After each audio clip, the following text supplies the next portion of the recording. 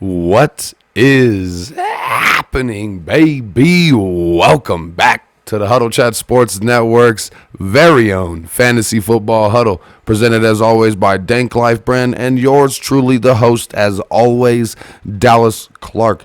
Thank y'all so much for joining me yet again today. We're continuing our early rankings as we end mini camp for most NFL teams. Before we get into the official training camp, we're going to be going through all of our early rankings. We've already went through the top 24 wide receivers. If you haven't seen them yet, there will be a link in the description below, as well as at the end of the video. But on this specific episode, we're doing part one of the top 24 running backs 1 through 12. So let's get right into everything. Let's not even waste any time. So without further ado, fill up your cup, roll something up, and let's get right into running back one, which everybody should know who this is. It's One Run CMC. Christian McCaffrey, 28 years old. He's still looking good, and there's been a lot of talk about him being injury prone, but you're looking at him playing in 33 of his last 34 games. Christian McCaffrey did have a couple of off years, which you can expect from the type of running he has, from the type of career he has had, especially what he did in Carolina. But Christian McCaffrey has been healthy in all intents and purposes, and I want to stop all that injury-prone, nonsensical talk I've been hearing. You're looking at Christian McCaffrey being exactly what you want in a running back. He gives you the great rushing. He gives you the amount of carries that he gets, the amount of touches that he gets. He's also got that insane receiving upside as well. And then you also have the scoring upside from being on a great offense. That's always got him in the red zone. He's still number one. Let's not waste no more time. Let's get into running back number two, the Atlanta Falcons, Bijan Robinson. The offense as a whole has been upgraded this year. They had a quarterback upgrade. They added some depth at the wide receiver position this year. You're looking at him being a top 10 yards per touch running back last season. And you're looking at him taking 12 carries per game only. And that was the big problem for Bijan Robinson, was the lack of attention. But the attention he was getting, he was still top 10 in yards per touch. The problem being Arthur Smith, the offensive coordinator for the Atlanta Falcons last year. They got a new offensive coordinator, Zach Robinson, from the Los Angeles Rams. You see what he's done with Kyron Williams. You saw what he did with Todd Gurley in the past. I like what this offensive coordinator can do for the one, Bijan Robinson, and that's why I have him still at my number two running back, which reflects a lot of people's rankings from last year. Moving on to running back number three, Breece Hall, who's probably one of the best off seasons amongst running backs. You're looking at him getting the offensive line upgrade. Right now, you're looking at their offense being 27th ranked as far as a run blocking offense in 2023, which was absolutely reflected in Breece Hall's productivity last year. You're looking at him from being week 5 on, getting 20 touches per game, and with that 20 touches per game, he was averaging 103 total yards per game. He's going to be also another year off of that ACL injury, and you know how we feel about people in their second year. If you felt good about Breece Hall this year, I feel even better that he's going to be even stronger this year. That's why I got Breece at 3. Number 4 is going to be Jonathan Taylor from the Indianapolis Colts. You look at him signing that extension last year. You're looking at Anthony Richardson coming into the year healthy. He's also lost his biggest competition and the person he was splitting most of his carries with in Zach Moss in the offseason. You're looking at Jonathan Taylor averaging 21 touches and 100 yards a game last season, and he's 25 years old. He's still in his prime. JT is going to eat this year, especially when you start to see how that offense is going to develop around the running game with Anthony Richardson and Jonathan Taylor. Moving on into running back 5, Jahmyr Gibbs. You're looking at him being 16 touches per game and 18 yards per touch last season. He had the third most breakaway runs last year, despite having a 57% snap share and spending so much time splitting carries with David Montgomery. Jahmyr Gibbs is going to have an even better year this year, so I like Jahmyr at the 5 spot. At number 6, I am putting in the beginning of tier 2, the new Philadelphia Eagles running back, Saquon Barkley. Overall, an offensive upgrade, going from that putrid New York Giants offense that Darren Waller would rather retire from the NFL than be a part of this team. You're looking at him now having a top 5 run blocking offensive line. Now, it does go to mention they did lose a couple of players like Jason Kelce in the offseason, but they have so much depth, I don't think it's really going to matter too terribly much. You're also looking at the fully guaranteed money that the Philadelphia Eagles spent on Saquon Barkley. and mentioning the fact that the Philadelphia Eagles are a team that typically does not spend money on the running back position, that goes to show how much they like Saquon and how much they plan to incorporate Saquon into their scheme. You're looking at 41 red zone touches for DeAndre Swift last year, who Saquon Barkley is replacing. I know that the tush push gives people cause for concern, but DeAndre Swift still getting 40-plus red zone touches. I really think that Saquon Barkley is going to be even better in that position, which is why I have him as my number 1 running back in Tier 2, but number 6 overall amongst running backs. Moving into running back number 7 will be Josh Jacobs. Josh Jacobs did have a rough year last year comparatively to what we've seen from the year prior.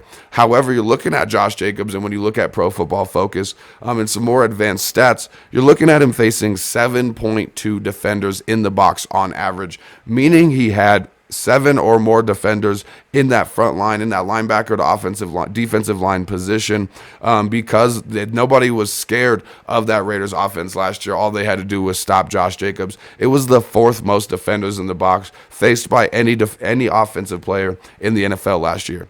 Now you're looking at Josh Jacobs potentially having more competition for touches than he ever has had. However, I think the overall upgrade is going to be the bigger improvement for Josh Jacobs, which is why I have him at number 7.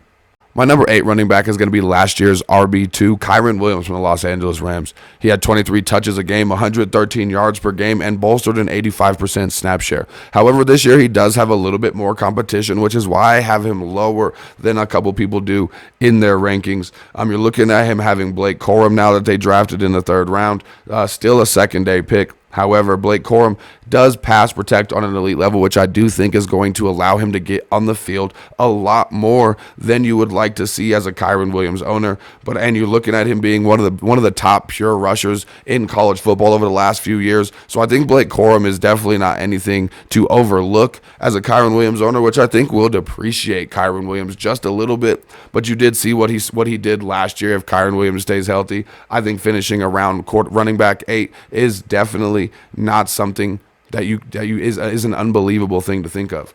Now, number 9 is going to be a running back I'm getting recently a little higher. He just got bumped into the top 12. I'm looking at Derrick Henry from the Baltimore Ravens. I think the addition of Derrick Henry now going to a top 5 rushing offense. You're looking at Keaton Mitchell, his only competition. He tore his ACL at the end of last year. He's not going to be healthy potentially until midway point of the season, if that. I know you think about Lamar Jackson potentially stealing a lot of touchdowns, stealing a lot of that rushing work from Derrick Henry. However, you're looking at Lamar Jackson last season only having 5 carries inside of the 5-yard line.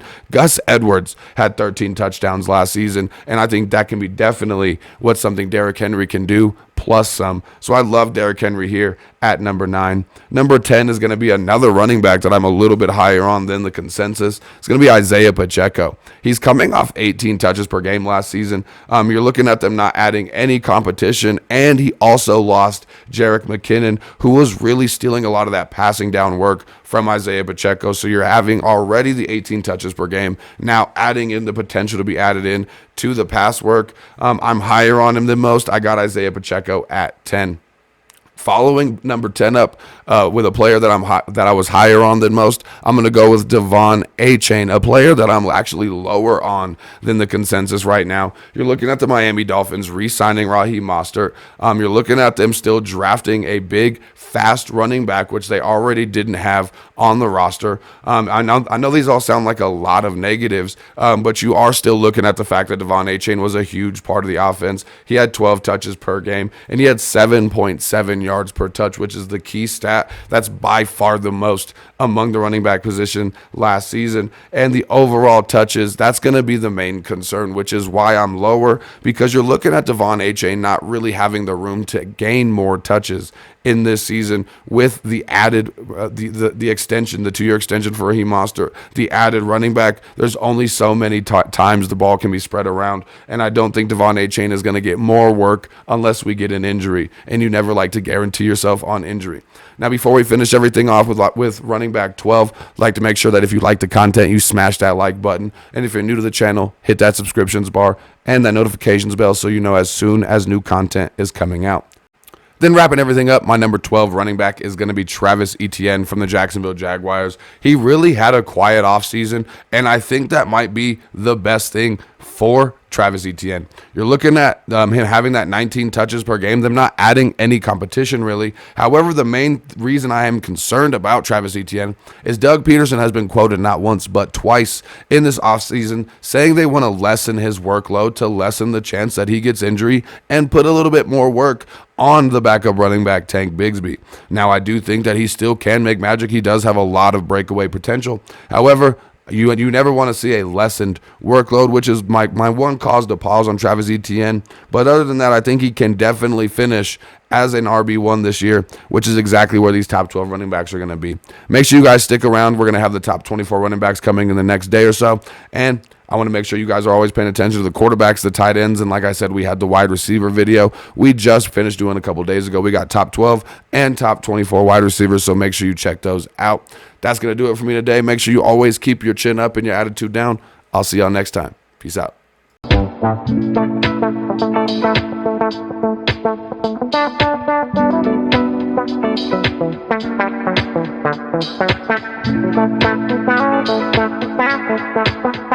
Bye.